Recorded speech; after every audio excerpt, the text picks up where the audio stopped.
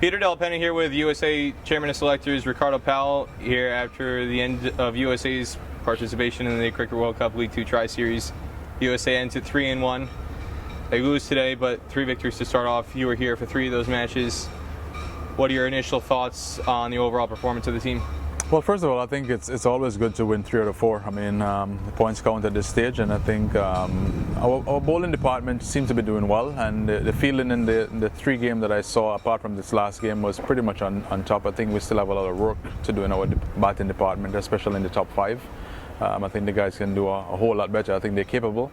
And at the end of the day, it's just about the batters really believe in themselves and trust their confidence to really go out there. And it's something that I'm sure that the selectors over the next coming weeks will be looking at and to see how we regroup, possible for the next upcoming tour.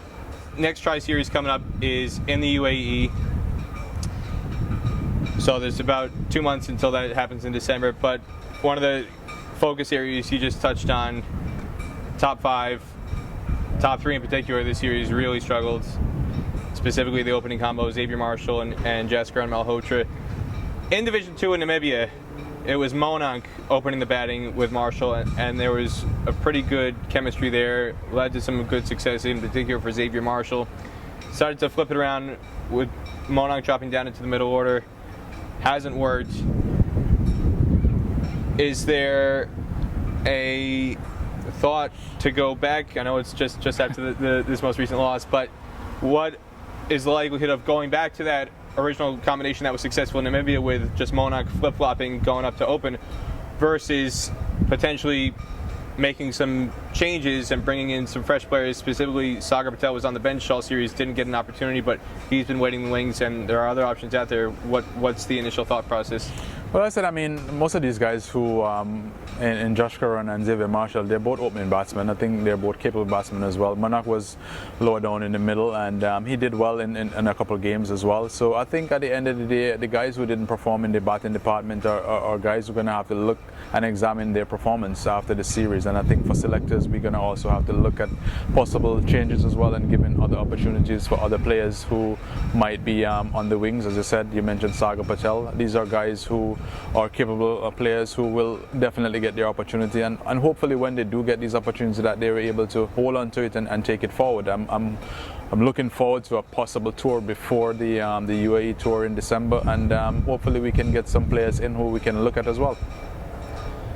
Another player that's kind of flown under the radar, his style that's kind of morphed, not necessarily for the better, Stephen Taylor. If you look at the way JP Coates batted today, that's how Stephen Taylor used to bat a couple years ago. Fearless batting, would just come out and pretty much from ball 1, free his arms, attack the bowlers, was an intimidating presence.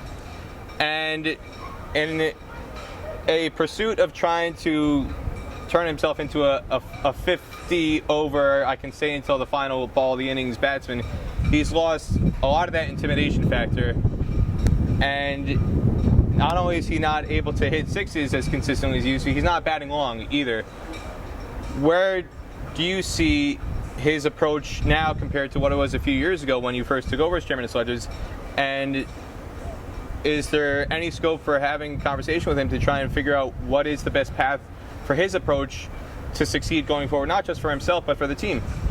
Well, I think, Stephen is probably one of the most experienced player we've had in the team for a very long time in terms of the batting department, probably one of the most experienced. And I think it's up to Stephen in terms of to find the right batting style that works for him in terms of how he's going to go about approaching his innings. I think we have seen glimpses of his batting skills and what he's capable of doing. I think the consistency is just not there. So it's a matter of finding that right remedy in terms of how he's going to go about building that innings and taking that forward. As I said, he's one of the most experienced batsmen, and the way his opposition played in this game, especially the last ODI here, that's the way Stephen is supposed to play. He's supposed to be the anchor man of the team. He's supposed to transform the whole batting. And I mean, that is discussion I think the coach and also selectors have had with him. And I think it's something that he's capable of doing. It's just a matter of how soon he'll be able to do that consistently. For December, depending on what takes shape with T20 franchise opportunities, potentially Ali Khan and Hayden Walsh Jr. will both be back.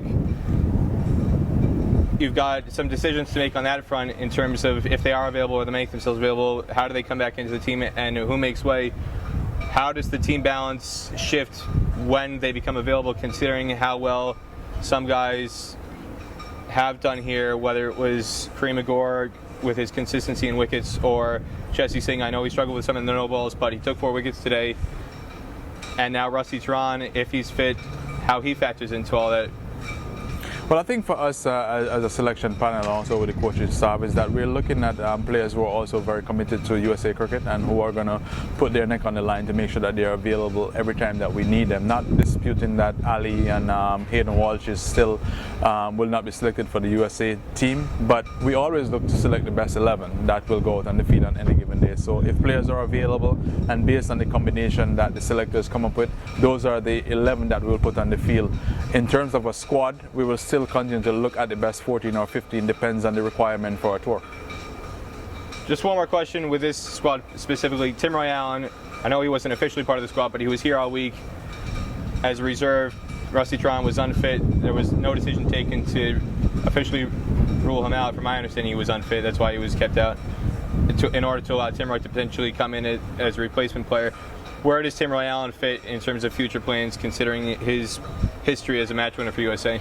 Well, I said Tim Roy was recently back in the scene for the T20s in Bermuda, and it's something that he too is working on. I think his match readiness is not quite there as yet, and that's one of the main reasons why he was kept on board here with the squad, to keep training, keep preparing, because there's a lot of cricket to come up for the USA. And as I said, Tim Roy is one of the better all-rounders that we have in the country, and at all times we want to make sure that we have our players around. Unfortunately, we can only have 14 players in the squad. Rusty got a slight strain in the, I think after the second ODI, and we're pretty much keeping him in the squad. Not sure if it is that he'll be available for the next game. So it wasn't a matter of that he was not fit, but maybe not 100% fit. So it was always a question: do we push it or do we hold him back? And I think after winning the first 3 ODIs, I think it was something that we probably said, you know what, let's hold him back and wait until the next series. What's the number one thing you're taking out of these matches from your perspective, having watched these guys, that is a positive going forward to the next tri-series in Dubai? I said, I mean, our bowling, I think, especially our spin bowling department, is working really well. I think the guys have worked really hard over the last couple of weeks, and it's showing in our bowling. And the feeling has really improved as well, and the overall fitness. As I said, our batting still continues to struggle, and for me, it's not a matter of the talent that we don't have to do it. It's just a matter of having each player consistently, especially the top 5, to have us bat through for probably the first 35 or 40 overs with people like Elmore who come down at the end, or a Karima or somebody who can give it the last 15 overs and get 30-40 runs. And I think once we can get that balance going, US will be a force to reckon very soon. So hopefully we can get that first top 5 right and take it forward before the next series, and hopefully we can get another series which is not ICC approved or something like that before that tour in Dubai, so that we can really have a look at players who might best fit that top 5.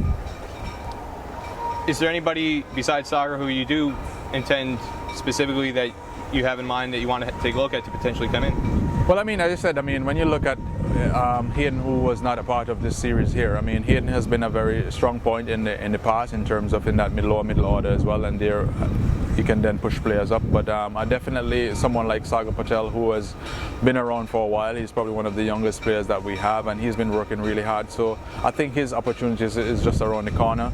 And you've had other guys like Fahad, who's been playing for the USA but have not been able to make way back in. So we're hoping that maybe, for instance, a upcoming series like the West Indies 50 over, that we can participate in something like that, where we can get maybe a much larger squad, where we can take players where we have like 9 games, so we can see the players at that level who really fit and who can perform at that level. And then for the series in Dubai, we will be able to select the best 14 going there.